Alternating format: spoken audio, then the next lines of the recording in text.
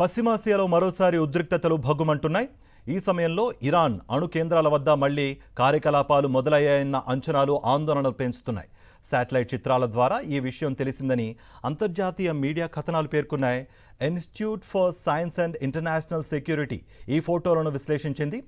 నిర్మాణ పరికరాలు, వాహనాల కదలికలు, దెబ్బతిన్న నిర్మాణాల్లో మార్పులు వంటివి అణు కేంద్రాల వద్ద కనిపించాయి. దీంతో అణు కార్యకలాపాల పునరుద్ధరణ కోసం ఇరాన్ ప్రయత్నాలు ప్రారంభించిందా అనే ఆందోళన కూడా వ్యక్తమవుతోంది. అయితే నష్టాన్ని అంచనా వేసేందుకు శిథిలాలను తొలగించే చర్య కూడా అయి ఉండవచ్చునని తెలుస్తోంది. స్పష్టంగా అక్కడ ఎలాంటి కార్యకలాపాలు జరుగుతున్నాయన్నది మాత్రం తెలియరాలేదు.